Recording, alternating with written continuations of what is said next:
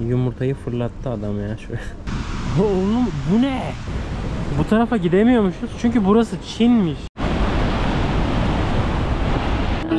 Ne güzel, çok tatlılar.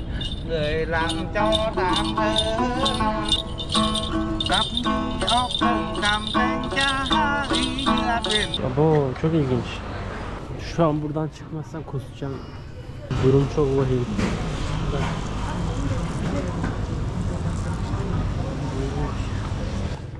Amerika. Arda. Arda. Not arada, Arda. Patine. Oh, nhiều lông quá. Oğlum bacaklarım niye eliyor? Çok büyük. 2 dolar, 60 lira. Vallahi alkolik değilim ya. Evet, herkese merhabalar. Yeni videoma hepiniz hoş geldiniz. Bugün Vietnam'ın kuzeyinde Cao Bang diye bir şehirdeyiz. Size de bugün Vietnam usulü kahve demlemeyi gösterip videoya giriş yapacağım. Şu an olduğum şehre çok yakın Bang Yok diye bir şelale var. Bu şelale Güney Asya'nın en büyük şelalesi. Güney Asya'nın en büyüğü demeyelim de Güney Asya'nın en büyük şelalelerinden biri. Neyse, kahvemizi demleyelim. Bang Yok Waterfall'a gideceğiz. Vallahi heyecanlıyım. 3-4 günde buralardayım. Böyle dinleneceğiz. Sağa sola gezeceğiz. Yeni yemekler deneyeceğiz falan. Vietnam usulü kahve nasıl demlenir? Allah. Şöyle bir Vietnam'dan kahve demleme aparatı lazım. Sonra içindekini çıkartıyoruz. Ve buraya tamam bir ölçek koyuyoruz göz kararı. Ben şöyle bir şey koydum. Şu üstündeki hazneyi koymadan önce birazcık su koyuyoruz ki kahvenin asidi gitsin. Baba. Hareketlere bak. Saat bu arada saat 7 burada. Evet, bekliyoruz böyle. 8-10 saniye kahvenin böyle bekliyoruz. Hatta altında da haznesi var. Bakın şuraya akıyor, görüyor musun? Burada bu demleniyor birazcık kendi kendine. Kaldırıp bardağa koyuyoruz. Bunu da ziyan etmiyoruz. Sonra şunu üstüne koyuyoruz ve yavaş yavaş su eklemeye devam ediyoruz. Evet dostlar, yollarda çamaşırlarımı nasıl yıkıyorum? Aha da böyle bak. Bunu böyle alıp burada deterjan koymuşlar. Baksana. Ya, siyah diye böyle kir çıkıyor. Bu benim kirim değil. Bakın lavabolarda şöyle bir şey oluyor. Kapatıyorsun. Suyu dolduruyorsun ama deterjanı da atıyorsun böyle içine. Sonra bunu çitiliyorsun burada. Yani böyle yıkıyorum ya. Tabi bazen şeye de veriyorum, yıkamaya veriyorum. Ucuz oluyor bazı yerlerde. Ama yani zaten 2-3 tane tişörtüm var. 3 tane tişört için makine çalıştırmaya ne gerek var? Kendim yıkıyorum. Oh. Bakın böyle şey de koymuşlar. Astım buraya. Kurur, zaten klima var, bir şey var burada. Çoraplarımı da, donumu da yıkıyorum abi. Her şeyimi yıkıyorum. Arkadaşlar neyse hadi ya, söylemeyeyim, hadi abone olmayın ya. Ne yapayım? Zorla mı abone edeceğiz ya? Sen ne güzel ötüyorsun ya. Ne biçim koştun sen? Şelale manzarasında filtre kahve içeceğiz. En büyük keyfim arkadaşlar. Bir de yaklaşık böyle 2-3 haftadır tek başımayım ben.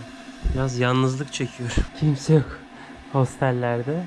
Ama ben de bu yalnızlığı işe dönüştürdüm. Şey yapıyorum. Edit yaptım bol bol. Vietnam videolarını yaptım. Verimli geçiyor benim için. Sıkıntı yok.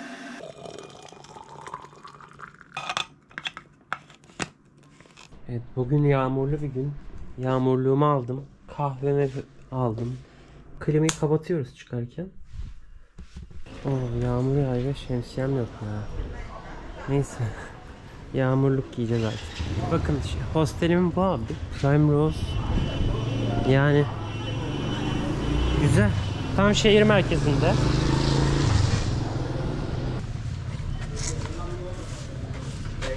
Hoppala. Evet, çantamızı da alıyor içine. Bu güzel. Güzel özellik. Ama problem şu ki bakın benim ayakkabım böyle bilekli ya. Hello. Böyle yukarıdan damlalar gelince ayakkabım su alıyor abi. Ne yapsın ki ayakkabı? Ne yapabilir? Yukarıdan alıyor yani. Arkadaşlar buradan otobüs geçiyormuş. Siz de bekliyormuşsunuz. Alıp gidiyormuş sizi. Yani böyle bir bilet satışı falan yok. Dolmuş gibi yani. Adam geçerken alacak beni. Her yarım saatte biri varmış bu arada. Dur bakayım. Hosteldeki kadın bana gösterdi bak. Her yarım saatte bir neredeyse var arkadaşlar. Piknik.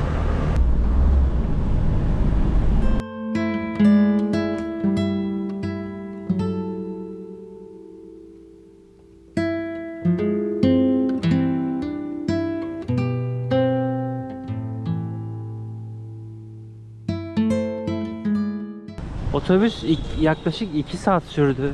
Bütün köylerde durdu. Kargo aldı, kargo teslim etti falan. Yol hiç bitmeyecek sandım ama bakın Tak Bangyok. Bakın buradan bir tane şelalenin ucu falan da gözüküyor. Çılgın. Ama önce girmeden bir şeyler yemek istiyorum dostlar. Kahvaltı yapmadık. 2 saat yol gideceğimi bilmiyordum ki. Valla şuradan bir tane noodle alıyorum. 2 tane yumurta atıyor içine adam. 40.000. Bir tık pahalı ama vallahi açım arkadaş. Adam böyle küçücük hamakta yatıyor, burada dinleniyor. Şelale buradan çok çılgın gözüküyor. Şimdi şurada bir yemeğimizi yiyelim. Adam 2 tane yumurta kırdı, bayağı şey yapıyor, omlet yapıyor. Bunun noodle'ın içine koyacağız galiba da. Ortam nasıl arkadaşlar? Şurada bakın yerde bir tencere pilav var. Ortada bir kedi dolaşıyor. Kedi kesin o pilava dil atmıştır. Garip ya. Çok yani hijyen sıfır hocam. Yine de yiyoruz. Yapacak bir şey yok. Bu arada sabah 5'te falan başlıyor otobüsler. Yani sabahın 5'inde gelebiliyorsunuz buralara 2 saatte. Ve akşam 5'e kadar otobüs var. Akşam 5'te kalkıyor en son otobüs. 5'i geçirirseniz burada kalırsınız arkadaşlar. Sıkıntı. O yüzden böyle 1-2 saat takılacağım. Sonra şehre gideceğiz. Şehirde size bu Vietnam'a özgü birkaç yemek göstereceğim. Ben de ilk defa deneyeceğim bazılarını. Hem şehri göstereyim. Çünkü bu şelaleye gelmek istiyorsanız Cao Bang şehrinde kalmanız gerekiyor. Kalacağınız şehri de göstereyim size azıcık. Valla sebzeli mebzeli bir noodle arkadaşlar. İçinde böyle garip garip şeyler var. Sebzeler var. Üstüne de yumurtayı fırlattı adam ya. Şöyle. Yumurtayı fırlattı. Böyle yiyeceğiz hocam. Ölmüyorum bu arada. Daha önce yedim çok. Ölünmüyor yani. Rahat olun. Gider.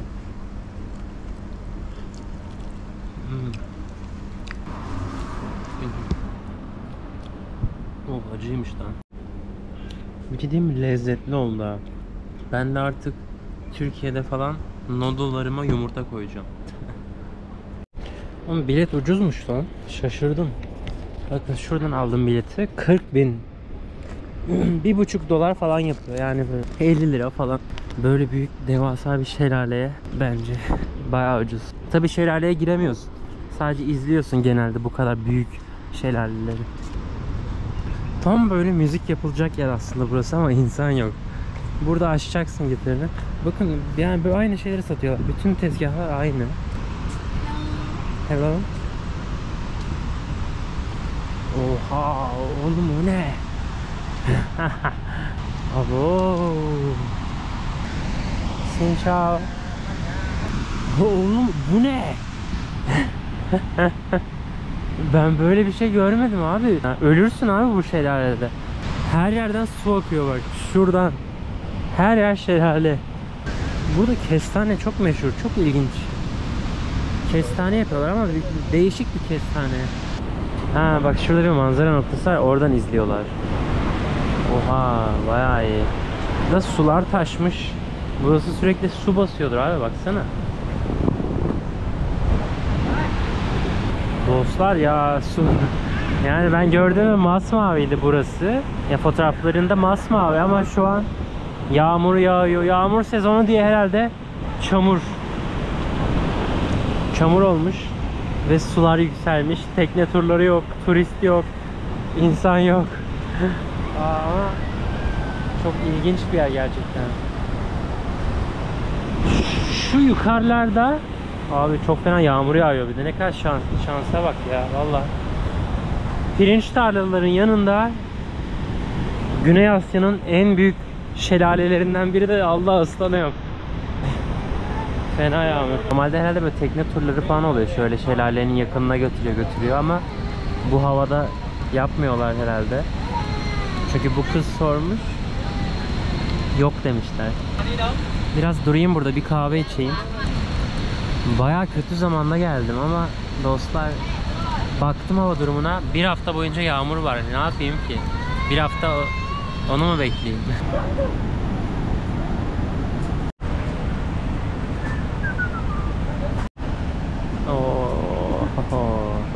Abi en büyük keyfim bu. Manzaralara gidip kahve içiyorum. Yağmur da durmuyor.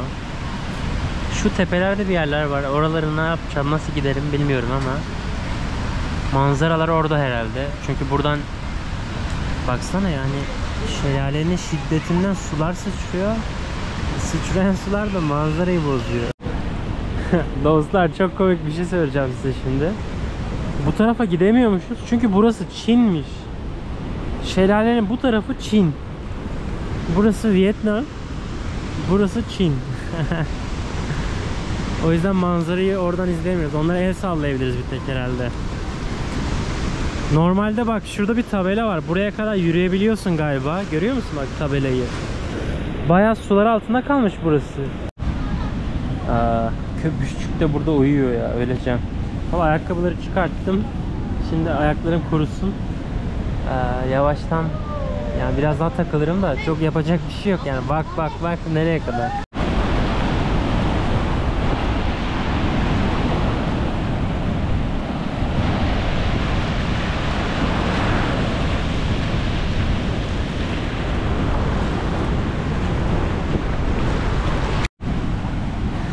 Evet şelalecim, sana ulaşmak için bayağı bir uğraştım. Teşekkür ederim bu manzaran için.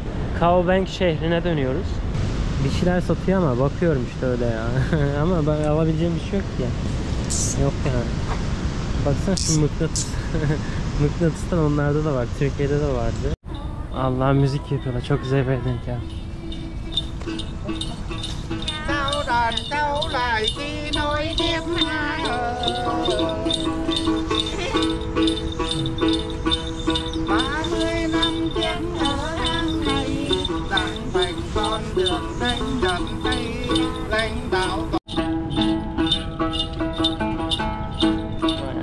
Ne güzel, çok tatlılar. Người làm cho thảm thơ non Hà Đông Kinh đang ngủ ở Chí Minh Vĩ Đại mấy chục năm thôn ngoại bốn Hà Phương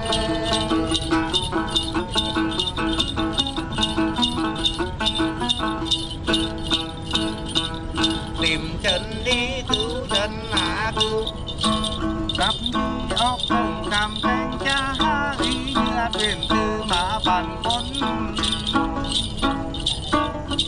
mai tung ăn nhẹ thì âm ao cá bao bao bì cô khương không ăn hà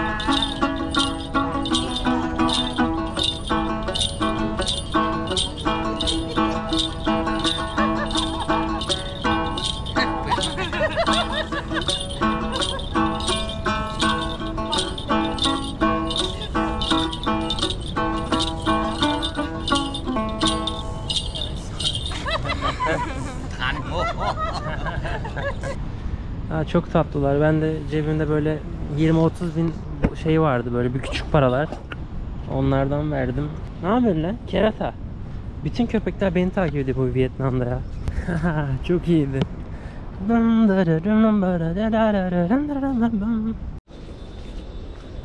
Güzeldi ya. En güzel kısmı müzik kısmıydı. Şimdi Cao Bang'e dönüyoruz. Yine 2 saat otobüsümüz var. Ya etrafta yapacak şeyler var ama taksiyle gitmeniz gerekiyor. Mağaralar falan var. Onu da tek başıma yapmak istemiyorum. Çıkışta da yine böyle Cao Bang otobüsleri bekliyor. Her yarım saatte bir, saat 5'e kadar kalkıyor. Oğlum bu otobüs klimalıymış ya. Benim buna binmem lazımmış gelirken. Neyse bu klimalı, gidiyor 80 bine. İşte 3 dolar. Bomboş otobüs.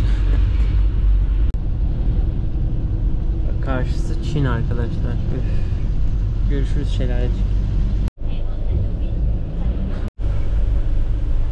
Burası Cao Bang. Bir de burası küçük bir şehir ama o kadar gelişmiş ki. Ve çok güzel arkadaşlar. Akşam insanlar bu nehir kenarına geliyor. Çay kahve içiyorlar. Bira içiyorlar. Kaliteli, bakın. Güzel oteller var burada. Yollar güzel. Köprüleri var, ışıl ışıl. Şu karşıdaki evlerin güzelliğine bak. Mesela akşam burada çocuklar paten sürüyor. Şuralar ağzına kadar full dolu. Şu kafelerde insanlar, her yerde insan dolu. Paten sürüyorlar, köpek gezdiriyorlar falan. Beğendim. Burası bayağı iyi yani. Hanoi'den de iyi. Hanoi'den iyi olamaz herhalde ya. Çok abarttım ben de. Benim hostelim hemen şu bir üst sokakta. Bu restoran da arkadaşlar, ben 4-5 gündür buradayım. Her gün buradan yiyorum açıkçası. Var ya, buranın en güzel restoranı bence. Burada hamburger, pizza falan gömdüm. Çok saçma bir tane köpek var burada. Bakın Allah'ım, köpeğin tipine bak. Yani bakın şöyle çorbalar var. Sweet soup diyor, görüyor musun? Bu durianlı. Thai sweet var. Coconut pandan jelly dessert. Tatlı patatesli. Deneyeceğim ya. Sweet soup deneyeceğim. Valla garip bir şeyler koyuyorlar arkadaşlar içine. Şu koydukları nedir bilmiyorum. Çok değişik, çirkin bir şey ama. Neyse, durianlı tatlı çorba deneyeceğim. Şimdiki, abo çok ilginç. Şöyle buz koyuyoruz galiba içine. Böyle attık mı? Öyle mi atıyor?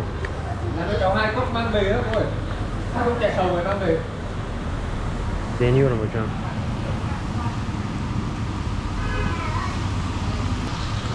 Oğlum şu şey sarımsaklı soğanlı bir şey lan bu. Bunlar tatlı, bu sarımsaklı soğanlı.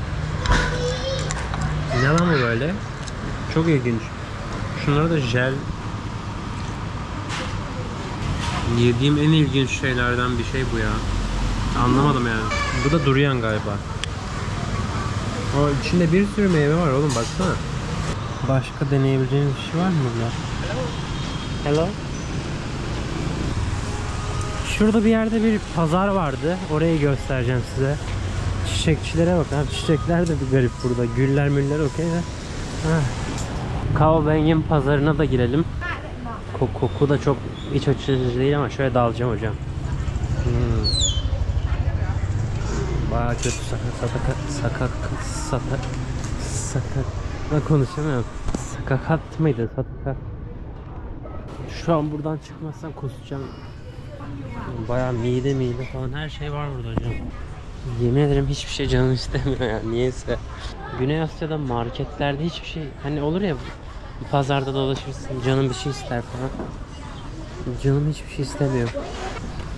Erikleri güzel. Ama kuş satıyorlar, bunlar yeniyor ya. Oğlum bunları yemiyorsunuzdur herhalde ya. Şurada kurt var. Aha.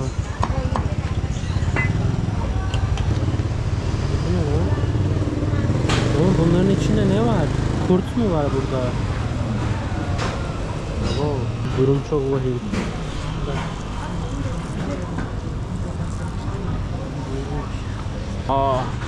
O kurtçuktan yemeye cesaret edemiyorum.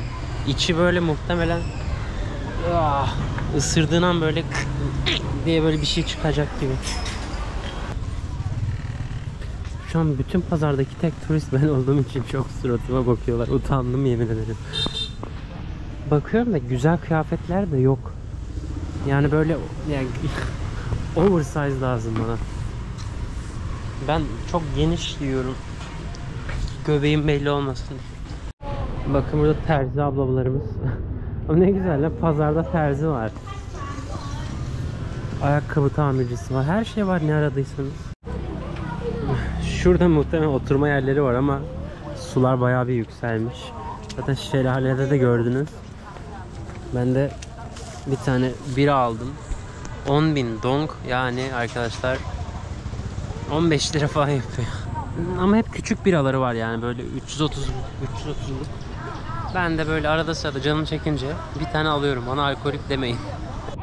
Paten sürüyor çocuklar. Amerika. Hey, Arda. Cứ tưởng America. Arda. Arda. Not Arda. Arda. Arda. Değil. Cứ tưởng ở Mỹ. Mấy chục ảnh. Mấy chục ảnh. Ôi nhiều lông quá. Oğlum bacaklarım niye eliyorum lan? Paten sürüyor. Paten good. Sao? Patin. Patin nè. Patine. Ôi nhiều lông quá. Oğlum bacaklarım niye eliyor? Mẹ khiếp nhiều lông quá. Sắm. Sắm. Tatu. Sắm. San Tatsu. Toniki. Toniki. Toniki. Toniki. Toniki. Toniki yeah. Toniki. Bye bye. Bye bye. Bye bye. Bye bye. Hello bye bye. Bye bye. Çok komikler ya. Hostelimize geldik. Canım evim ya. Ben buraya çok alıştım. Klima da hemen soğutmuyor. O yüzden şöyle fanımızı çalıştırıyoruz. Ya, şu kettle olması çok müthiş bir olay. Evet, ne yapıyorum burada tek başıma 4 gündür? Açıkçası arkadaşlar şurada yatıyorum. Sonra YouTube videosu editliyorum. İnsanlarla konuşuyorum. Yorumlarınıza cevap veriyorum falan. Böyle hostelde yatıyorum. Şu an çok da yalnızlık çekmiyorum. Mutluyum açıkçası. Böyle güzel yani. Balkonum var burada. Çiçekli, böcekli. Yarın da burada kalacağım. Sonra Halong Bay'a geçeceğiz. Günaydın, günaydın, günaydın. Buradaki son günüm. Mesela bak, soğuk dolapta şuna yoğurt diyor ama acayip tatlı yoğurtlar. Yani $1 mesela şurası. Garip sütler var. Sosisler var. Mesela sosis. Şu paket çok büyük. $2, 60 lira şu ikisi.